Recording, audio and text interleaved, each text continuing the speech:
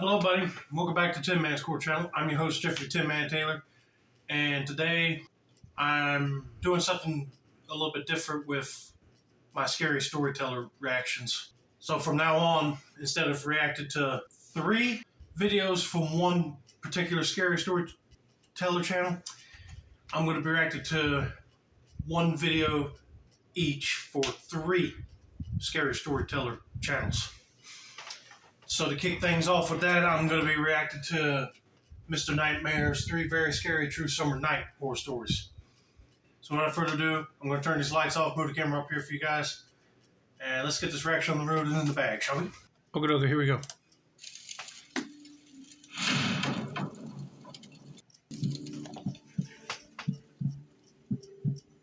My name is Chris. This happened years ago, and it's something I actually forgot about until recently.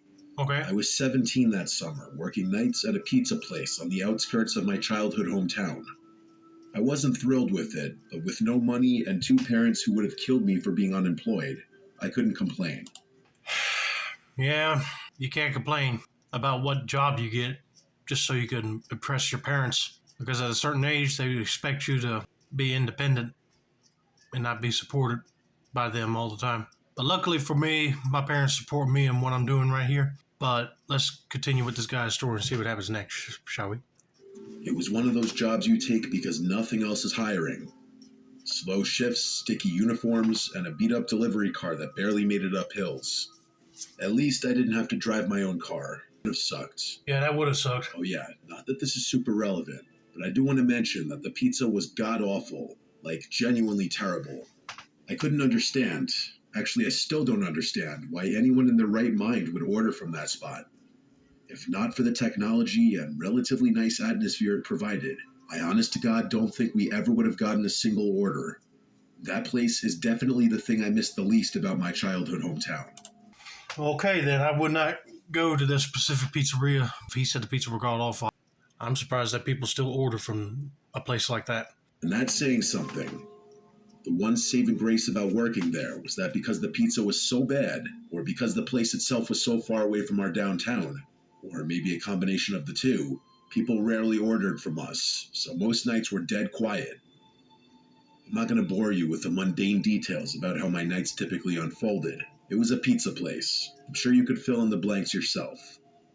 One night, I was restocking the fridge with drinks when the tablet buzzed with an online order.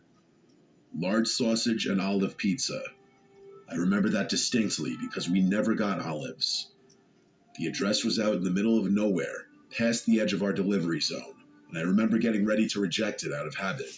But before I could, my manager, this 30-something guy named Russell, who mostly sat in the back scrolling through Reddit, looked over and told me to take it, saying we hadn't had a single run in over an hour. Unbelievable. To be honest with you, if I was working at a pizzeria that barely gets any business, I probably would have done the same thing. But if your manager says take it, you better do it or else you'll get fired. But yeah, I wouldn't mind a large sausage pizza myself, but definitely don't get it with olives. I would usually go for onions. I didn't argue, so when the pizza was ready, I typed in the directions on my phone and grabbed the pie. At least it would kill 30 or 40 minutes. As I was about to leave the store and walk to the car, I looked a little more carefully at the delivery instructions Russell had printed and stapled to the box, which I hadn't paid attention to until then. They said, and I remember this word for word, park on the street behind the house, walk through the backyard, knock on the back door only. That caught my attention a bit, but my 17-year-old brain thought of several rational reasons why someone might not want me to use the front door. Maybe they didn't want to wake an old person or a young child in the house. That's true. Maybe the front door of their house was being renovated. Maybe they wanted to hide the delivery from a parent or spouse. It really could have been any number of things. All those theories could be true, but I guarantee you that it's somebody that's just ordering a pizza just so they can lure you around back to their house and probably kidnap you or rob you and not pay for the pizza. I'll be extremely careful and cautious if I was delivering a pizza around back. Plus, all I could think about was how slow the night was and how much longer it was going to feel if I sat around folding boxes. So I just decided to do my job. But the second I stepped outside, I started having second thoughts. It was one of those summer nights that felt like walking through soup, hot, humid, and completely still, like even the air was stuck in some kind of invisible jelly. I don't know if this will make sense, but there's the stale, sour smell you get when it's really humid and still out. Oh, believe me, you don't have to describe it. I know what you're talking about. That's why I don't like summer heat weather that much. Sort of like old plastic and sun-baked dirt. That's what it smelled like out there. I hate that smell more than anything, but it was unavoidable. I had the windows down for maybe 2 minutes before giving up and blasting the AC. The delivery address wasn't in the direction of downtown. It was actually in the exact opposite direction, even though the pizza place itself was already kind of in the middle of nowhere. The drive was supposed to take just over 25 minutes, but it felt longer because of how empty the roads were. I'm definitely exaggerating a bit. It's not like there were no houses for miles, but it was much less dense the further I drove. When I finally got to the address, I realized I was coming up behind the house. The GPS had routed me along the skinny little side street that ran parallel to a set of backyards. There weren't any street lights, and the houses didn't have back porch lights either. It was all shadows. I remember slowing down and double checking the house number because it looked totally dead. There were no lights inside and no cars in the driveway, just this sagging backyard with overgrown grass and a rickety wooden fence that didn't even close all the way. But still, I followed the instructions. I parked right there on the gravel shoulder, grabbed the pizza, and walked up the incline toward the back door. I had the pizza in one hand and my flashlight in the other, angling it down toward my feet so I wouldn't trip on anything. When I got to the top of the hill, I saw the back door. It was one of those old white ones with a small pane of glass at the top covered by a cheap curtain. I knocked and waited, but no one answered. I knocked a second time, knowing that my manager would be livid if I returned to the store empty-handed. After no response, I was about to knock a third time, and I saw the curtain move. Not a lot, just this tiny little twitch, like someone brushed it with their finger. It was fast, and I don't think I would have even noticed if I hadn't been staring at the glass. I stood there for another few seconds, expecting the person who was clearly standing right behind the door to finally open up. But before that happened, I noticed two unmarked cars pull up to the side street behind my car. My first thought was that I was about to get in trouble for trespassing or something. One of the car doors opened, and someone stepped out. Even from the house, I could make out that it was a man in the light of the other car's headlights. The guy motioned for me to walk over to him, which is what I did, assuming that he had ordered the pizza and that I had beaten him home from work or something. But as I got closer, I realized he was flashing me something in his hand. It was a badge. The guy was an undercover police officer, which I was able to ascertain because he wasn't wearing a uniform, just normal clothes. As soon as I got within a certain distance of him, he told me to head back to my car and wait there. That was it. That's all he said. So I did. I backed away slowly, climbed into the delivery car, and sat there watching. That's when I realized there weren't just two officers. There were 5, maybe more. All of them had flashlights, but none of them said a word. They moved stealthily, circling the house like they were trying not to be seen. Not one of them knocked or announced their presence, which I found strange. It was a pretty bizarre sight. I remember one of the officers reaching for the back door handle, the same one I had just knocked on, and gently trying it.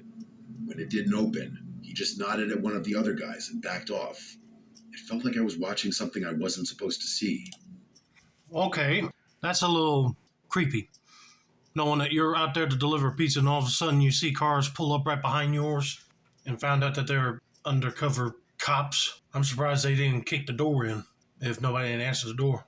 Because if you're police officers and had a warrant to search the premises, you have to announce your presence. At this point, I would be like getting away from this area before one of them undercover cops come back and yell at you to leave. I guess I was.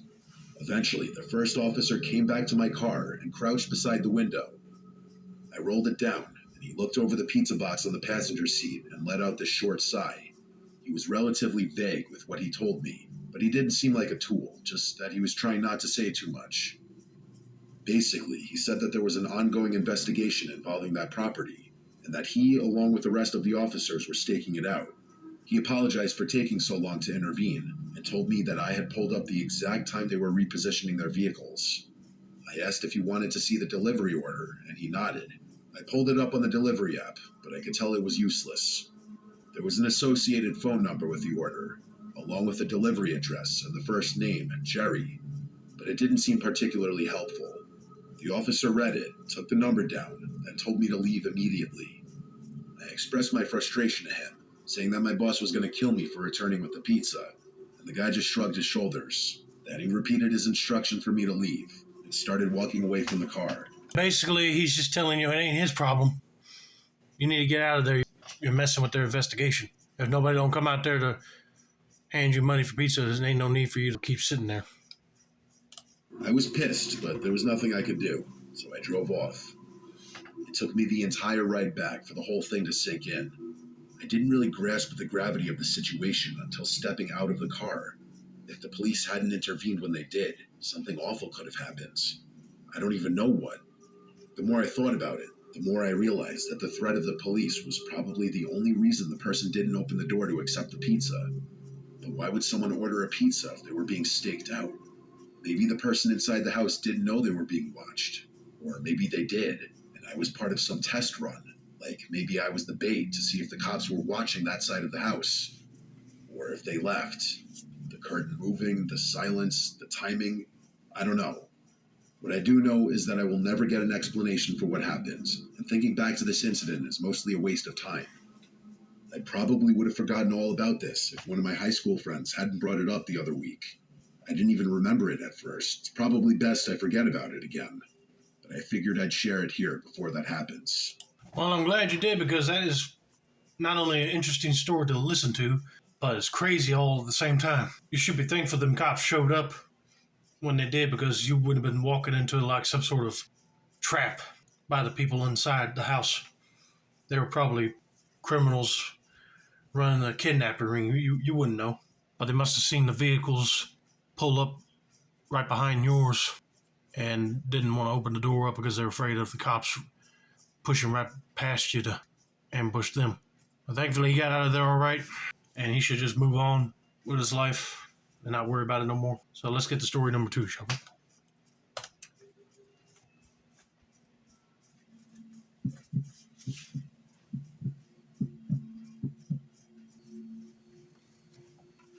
This happened just last year. I'm 40 now, married with 2 boys, ages 7 and 5. I work in insurance, which sounds boring because it is. But we're stable, and that's all I care about at this point in life.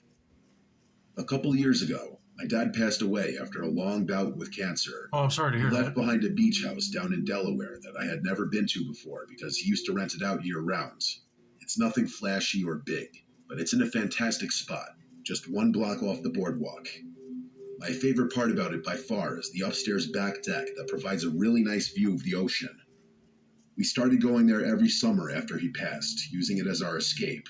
I mean, hey, not to be saying anything bad about a person passing away, but as someone you love had a beach house and it got transferred over to your name, I would have been using the heck out of it too, just to escape society back where you live at, basically, and get to enjoy a nice ocean view. Week here, weekend there, it became our little family tradition. As much as my wife and I love spending time there, the boys love it even more. They'll spend hours on end playing on the beach, riding bikes, and exploring the town. It feels like a gift, something my dad left behind for us to enjoy. This story takes place during one of those weeks last summer. We'd gone down in mid-July, a Sunday through Friday kind of thing, when the crowds would thin out midweek and the beach was a little quieter. I remember the night clearly. It was a Wednesday. The boys had knocked out around 9:30 after a long day in the sun, and my wife and I were sitting on the back deck, playing cards and sipping wine. That's when our older son, Jordan, came outside. He had this uneasy look on his face. He told me he kept hearing a scratching noise in his room, and it was keeping him awake. I glanced at my wife, then set my glass down and stood up, telling him I'd go check it out. I told my wife to hang tight. I figured it was probably just generic house sounds. It is a pretty old house after all. The boys don't share a room, so I figured there was no need to wake our younger one. I followed Jordan downstairs to his room, and he pointed to the wall near his bed and motioned for me to be quiet. We both stood there for a while, and I didn't hear anything at first, but I didn't want him to think I didn't believe him, so I stood there a little while longer.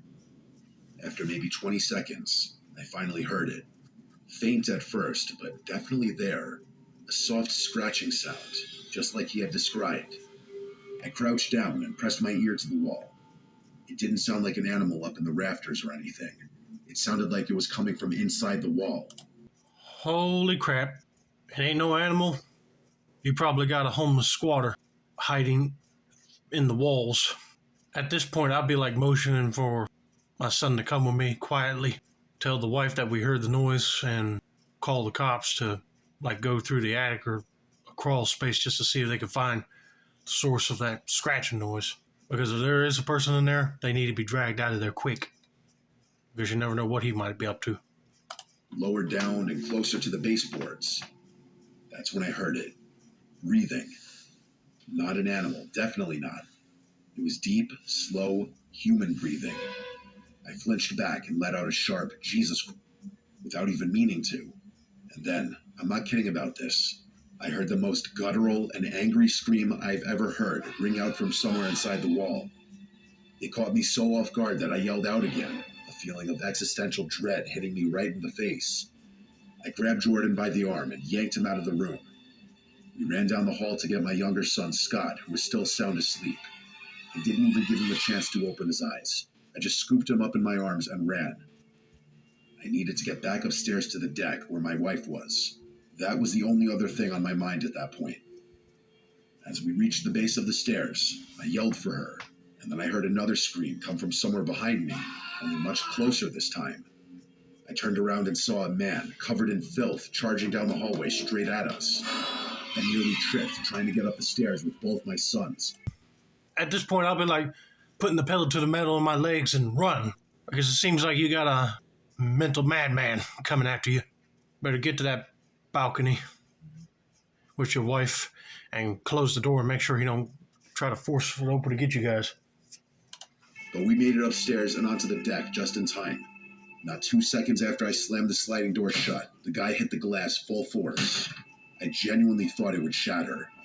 He started clawing at the door like an animal, shrieking and pounding, all the while yelling things I can't bring myself to repeat. I threw my body against the door and yelled at my wife to grab the kids and call the police. She grabbed them and covered their ears, pulling them back from the scene. I kept my eyes on his, trying to block the view of him from my family. He was wild, completely unhinged. His hands smeared something. Dirt, blood, I don't even know. He smeared it across the glass as he banged and tried to force the door open. I don't know how long I held it shut. A minute, 5, it felt like forever. He seemingly had unlimited energy, because it took all my strength to keep that door shut, and he didn't let up once. All I could think about was protecting my family. I was fully prepared to fight the guy if the glass broke, but before that happened, the police finally showed up. They must have come around the side, because within seconds, I saw 2 officers inside the house running at the guy who was still banging on the door.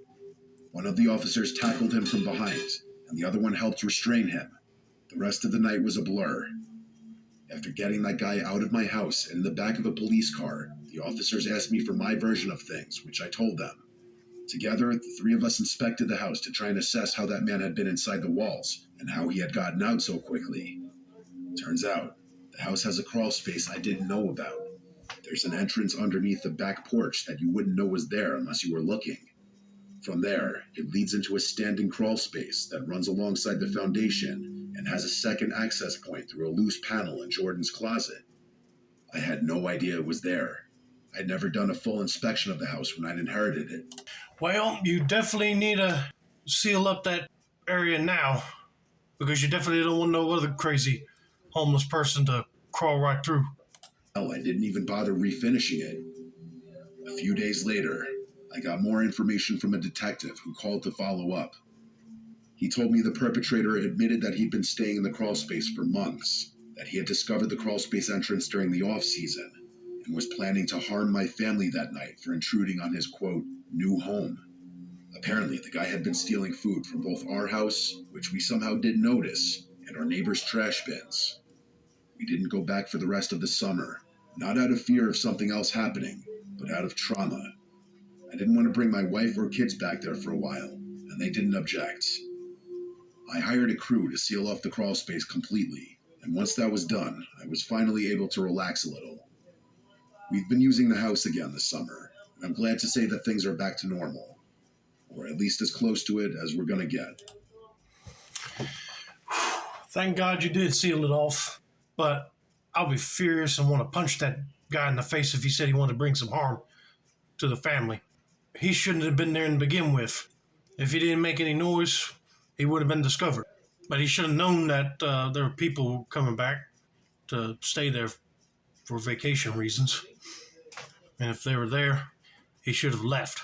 But after that, I would have been like making sure everything was nice and cleaned up and sell the house because I wouldn't want to risk the family getting scared like that again.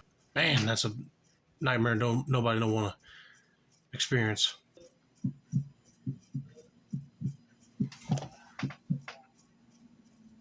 I grew up in a kind of rural area where you could ride your bike for miles without seeing another person.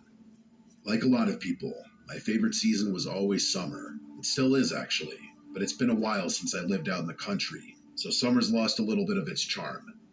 A lot of what made summer so special to me is tied to life in the middle of nowhere. There was something about the warmth, quiet, and emptiness I loved, something I could never find in the city. It's hard to explain, but I just felt so isolated, but in a good way. Like I had my own little corner of the earth, all to myself. Like I could disappear for hours and no one would know. Summer nights were always the best. The darkness added to the feeling of privacy and freedom that the little girl I used to be craved. I was 16 at the time. I had a friend back then named Taylor. She was a little more reckless than me, always pushing the limits in small ways. One random night in July, we decided to go stargazing. Just us, two bikes, and a bottle of wine. You know, that was the thing I used to love doing on our back porch when we have a starry night sky showing.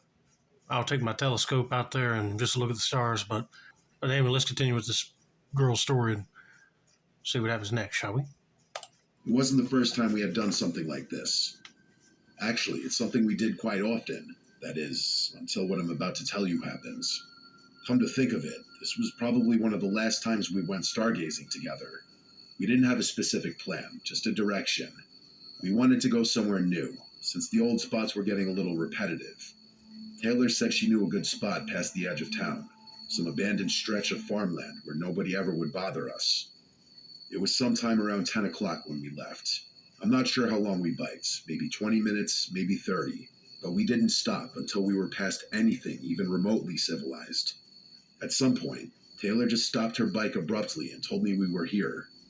I wasn't really sure what here meant, since there were no descriptive landmarks around, but it still felt perfect. Wide open field, no buildings, no fences, no cows, just a huge patch of grass and the endless starry sky. We spread out a blanket and popped the cork with the little opener Taylor had somehow remembered to bring. It was some cheap red wine that didn't taste all that good, but it did the job. We lay there for a while, passing the bottle back and forth, pointing out the few constellations we remembered by name. Our goal on nights like this was always the same: try and spot a shooting star. At one point, Taylor asked me if I thought we'd actually see one, and I told her probably not, but to keep looking anyway. They're not as uncommon out in the country where you can see so many stars, but you still have to pay attention. Shooting star or not, though, we were having a great night. The wine was definitely doing its job, and I started feeling myself slipping into drunkenness. It was the kind of night that made you feel like time didn't exist, kind of like what I was talking about earlier. This isn't super relevant to the story, but it's one of the few things I remember about the night, so I'm going to quickly tell you anyway. There was a very brief moment that felt like a blip in the rhythm of the night. We were leaning back, and Taylor looked at me in this way that made me wonder if she wanted something more than friendship. Growing up, I always had that suspicion about her, but it was never motivated by anything more than curiosity. But that night, it felt a little stronger than I can recall it ever being. I didn't ask, didn't say anything. That kind of thing just wasn't talked about openly where we grew up. And besides, maybe I was just tipsy and reading too into things. Either way, it passed. We laughed about something dumb she said, and then looked up just in time to catch a shooting star streak across the sky. If anyone has ever seen a shooting star, they know the uncontrollable reaction it elicits. Like, you just can't help but laugh or shout something out into the night. The two of us giggled, and Taylor told me to make a wish. I don't remember what it was, probably something silly. We leaned back and talked for a few more minutes, our moods a little uplifted from seeing the shooting star. I closed my eyes for a moment, not to fall asleep, just to feel the breeze on my face for a second and settle further into the stillness. I swear on my life, my eyes were not closed for more than 5 seconds. But when I opened them, Taylor was gone. Like, gone, gone. Not just off to pee or fiddling with her phone. She was actually gone, which I could tell from the fact that both she and her bike were nowhere in sight, even though mine was still sitting right next to the blanket. I sat up fast, thinking maybe she was messing with me. But even after turning a full 360, I couldn't see her. Oh, I'll be mad as fire right now. Because if I didn't know which directions we went just to get to that place, and she just got up and left, I would have been furious. Be like, great. How am I supposed to get back? I hope she is messing with you. If not, she's one messed up friend. In that moment, I felt this unexplainable feeling of fear wash over me. The empty field I was sitting in suddenly felt suffocating, and the gentle charm of the night was replaced by panic. The stars looked dimmer. That's the part I can't forget. The sky was still there, but it felt off, like someone had turned the brightness down or smeared something over it. And the air felt colder, too. Not like it had cooled naturally, but like I stepped into a different version of the same place. I know I'm not making any sense, but like I said, the feeling was unexplainable. I pulled out my phone to check the time. It was 3 a.m. exactly. That timestamp is burned into my memory, and probably will be forever. I had to blink a few times to make sure my mind wasn't playing tricks on me. It hadn't even been midnight just a few minutes ago. I kept staring at the time on my phone, wondering if I had somehow fallen asleep. I knew I hadn't, but I couldn't be sure. Would Taylor really leave me there all alone, though, even if I had fallen asleep? There was no way. She wouldn't have done that in a million years. I stood up, spun around, and called her name a bunch of times, but she didn't answer. I didn't know what to think. The only logical explanation was that she had ditched me for some reason. Maybe she'd gotten annoyed or wandered off and left me passed out, but I couldn't figure out why.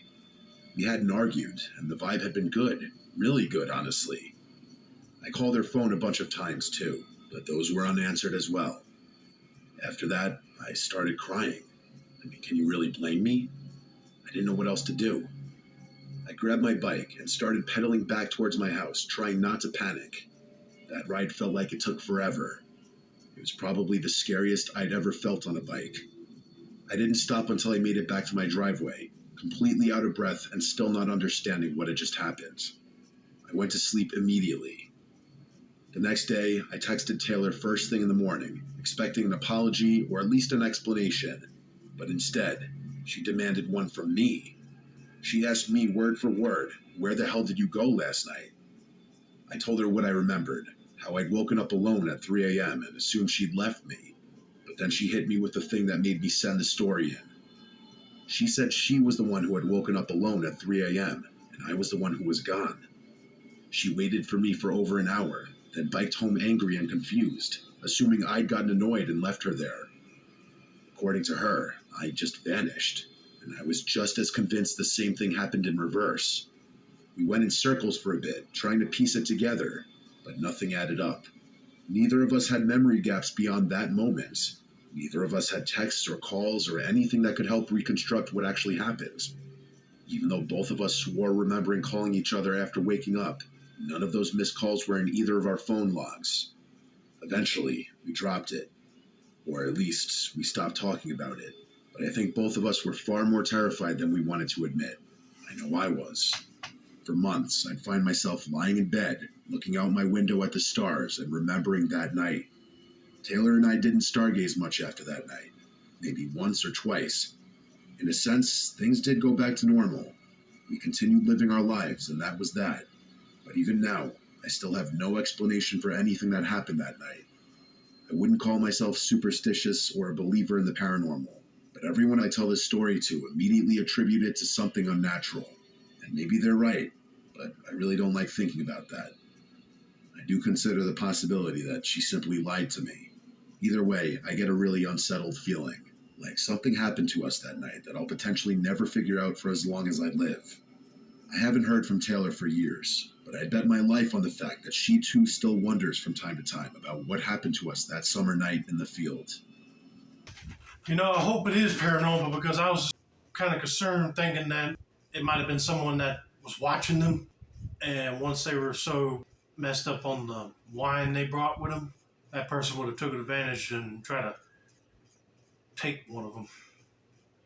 But nope, they didn't say anything about hearing no footsteps or somebody watching them, so that's out the window. So it has to be something paranormal, but I don't know what. I mean, my mind is baffled at this moment. But man, I wouldn't be calling your friend a liar outright because they swore that they thought you disappeared. You should just listen to them. But then once you tell your side of things, then I could see it being confusing. I wouldn't go back to that spot of just a stargaze because that might happen again. But anyway, I'm just glad these girls are safe, and I hope you guys enjoyed this video. Don't forget to like, subscribe, turn on special notifications for more Mr. Nightmare related content like this. This has been another successful installment of the Tin Man Score channel. I'm your host, Jeffrey Tin Man Taylor, and that's a wrap. And have a nice day, all.